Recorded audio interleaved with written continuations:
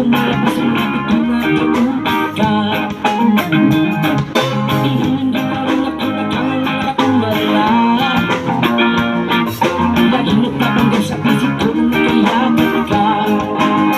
Sa may tingin, ito nagkakahiin. Ako'y nananalangin na ika'y mapasa akin.